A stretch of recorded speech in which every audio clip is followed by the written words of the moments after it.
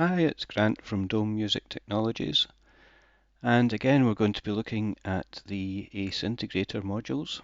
This time it's it's actually quite a complicated setup, but I'll try and describe it as best I can. First of all, I'm going to introduce this ACE Sr Latch module. I'm just using it in this instance to control the running of the integration system once it gets underway. Basically what you have with the SR latch is when you press the reset button, the inverted output comes on to 5 volts and the main output gets switched to 0 volts. When you press the set button, the opposite happens.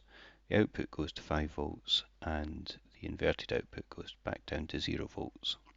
So it's a way of switching things on and off by button pushes or by presenting a pulse to either of these inputs. The output is used to switch on the gate of these two integrators here. It's also being fed into this edge detector, which is set up to trigger on a rising edge. So whenever you turn the system on, there's going to be a rising edge detected, which is going to send out a pulse to the initialization inputs on the two integrators. On integrator 1, the initial voltage is 5 volts, and on integrator 2, the initial voltage is 0 volts. So the edge detector will only go high for one single sample period, and then it will go low for the rest of the time. The only way to get it to reinitialize the two integrators is to switch off the latch, stop it running, and then start it running again.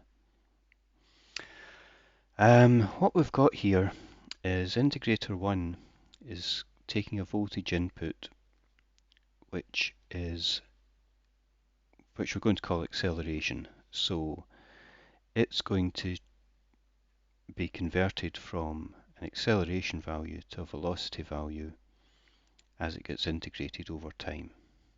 And we've got a time base set to 1 second. The output of this integrator goes into the voltage input on the second integrator. So that integrates the velocity output to a displacement, which is like a position, bipolar position. The output of this integrator is taken up to channel 1 of the ACE constants, multiplied by -1, so you're getting the inverted displacement, and that is being fed back in to the first integrator as the acceleration value. So it's like a double feedback loop. So the velocity at the output of integrator 1 is going into the input of the velocity to displacement integrator 2. The displacement is being inverted and fed back into the input of the acceleration to velocity integrator. And this is what's known as a harmonic oscillator. And what you've got displayed here is the velocity output, so that channel is connected to the output of the acceleration to velocity integrator. The second trace here is the output of the velocity to displacement integrator, so you've got displacement output. The third trace is the inverted output of the velocity, so you've got the velocity output coming in here, being multiplied by -1, and you're getting the inverted velocity output being displayed here. And the final trace is the inverted displacement, so you're taking the displacement output, inverting it through channel 1 at -1 times, and it's being displayed on trace 4. And what you effectively end up with is, well, I'll wait and just show you what happens. Suffice to say, when I was doing the development of the ACE bundle, and this happened. I was absolutely gobsmacked. So I'll just set the whole thing in motion and you'll see what happens.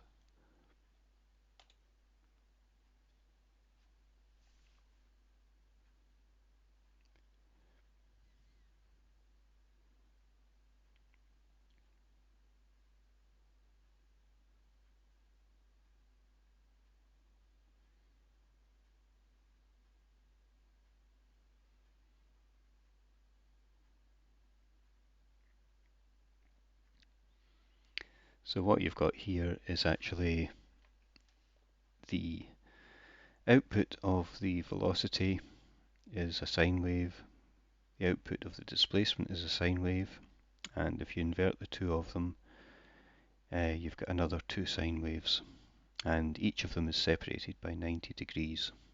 So this is what you call a phase-quadrature oscillator, and it's based on the same sort of equations that govern how a pendulum swings or a spring vibrates in the real world.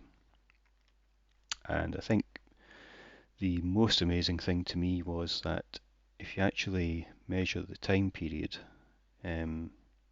of any of these waves, it comes out to 6.28 seconds, which is 2 pi seconds.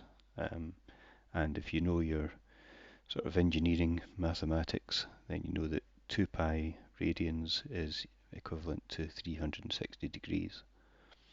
So I was absolutely gobsmacked when this worked out of the box. So what I'll do now is, if I stop the oscillation, what I'll do is I'll connect up a voltage source to the slope inputs, and I'll bump that up to 1 volts or thereabouts. And if I restart it,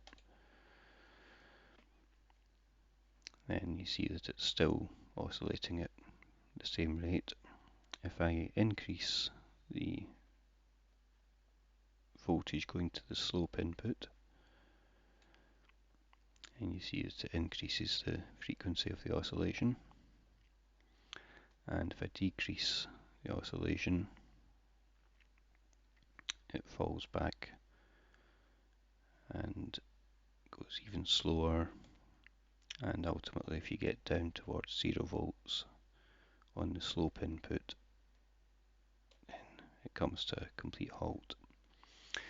The really interesting thing is that if you then go into the negative range, the oscillation starts happening in reverse. So previously you were getting this output followed by this output, followed by this output, followed by this output. But when you go into the negative range, then this peak is leading this one, it's leading this one, it's leading this one. So what you've actually got here is a zero oscillator, a true thru-zero oscillator.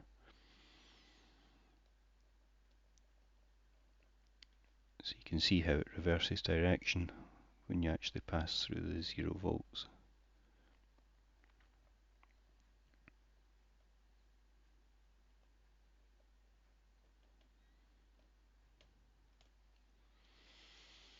And if I just bring in the Lissajous display, I'll just bring the scaling down a bit. And if we feed this output to the X and this output to the Y, you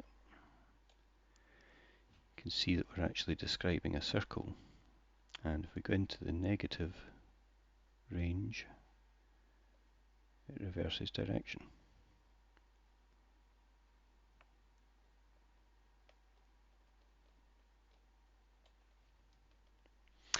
So I think that's enough for this one. So see you next time.